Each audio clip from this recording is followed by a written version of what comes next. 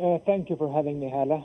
Egypt reiterated for the 700,000th time that it is sternly against any designs to displace the Palestinians out of the land or to lay the blame for the humanitarian crisis on any other party other than Israel, the country that is perpetrating the active act of genocide inside the Gaza Strip. Yesterday's statement or press release, or this morning's press release rather, by the Minister of Foreign Affairs came to debunk false claims and allegations by Israeli Prime Minister Netanyahu regarding the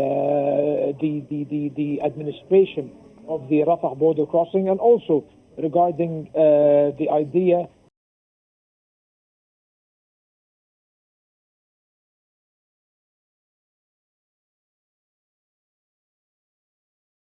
that Egypt utterly rejects and will resist any attempt to displace the Palestinians, whether to Egypt or to Jordan or Saudi Arabia or any other part of the world.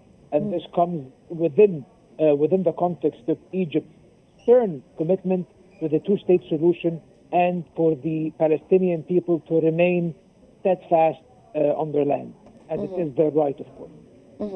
So what actions is Egypt taking to ensure that Gaza remains a Palestinian territory? And could you also discuss to us Egypt's role in the humanitarian aid delivery to Gaza?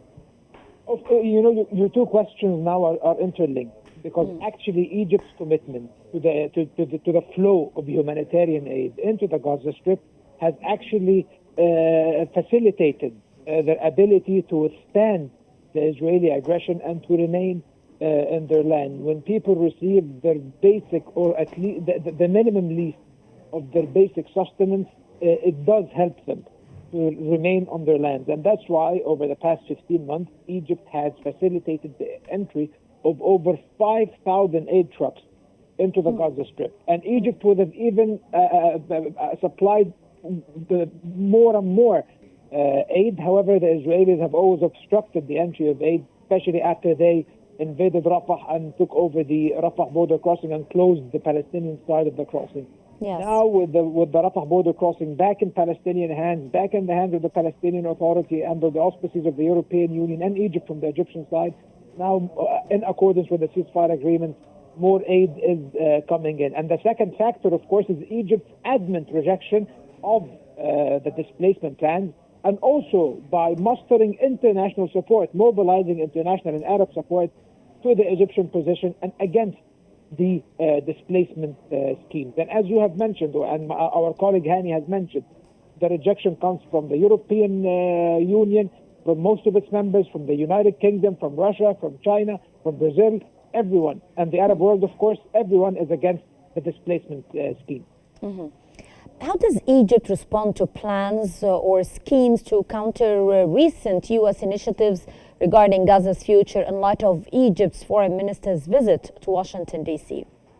Egypt is moving diplomatically in order to mobilize Arab support for its stance, and it also seeks to explain its viewpoint and its core stance, the unchangeable stance on this subject, to the U.S. administration. Let's not forget that Egypt and the United States enjoy a historical relationship, and there are channels of dialogue between both countries.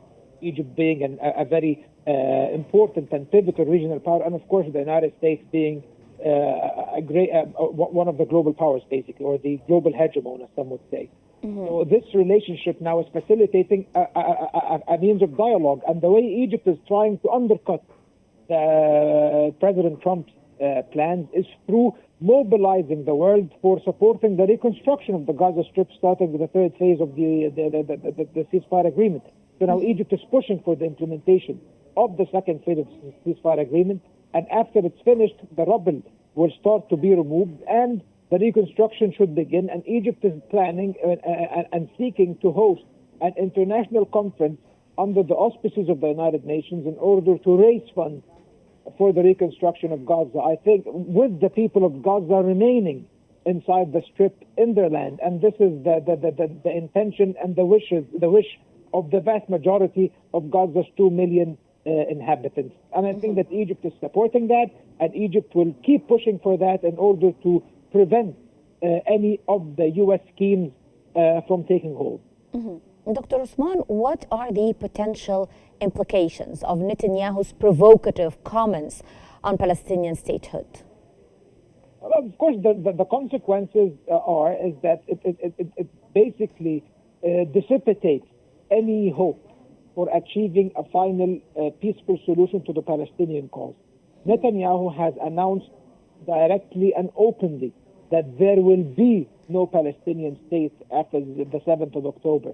And Netanyahu, since the beginning of his political career as a member of the Knesset back in the 1990s and then when he became prime minister, he was adamantly against the establishment of the Palestinian state. What is helping him in this bid right now and what is supporting his position is the governing coalition he presides over includes many of the far-right members, far-right parties, nationalist far-right parties of Israel, and of course all of them oppose the establishment of the Palestinian state, and all of them espouse genocidal ideologies that seek to remove the Palestinian people from the ancestral land.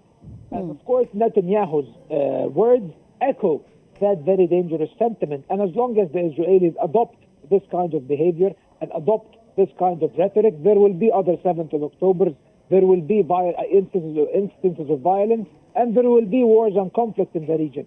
Israel will never ensure and guarantee its own security without the establishment of a Palestinian state. After 80 years, nearly 80 years, have they any sound person among them, they should have reached that conclusion by now. And in your own opinion, how does Egypt intend to address the challenges of protecting the Palestinian rights amid all the ongoing Israeli actions and provocations?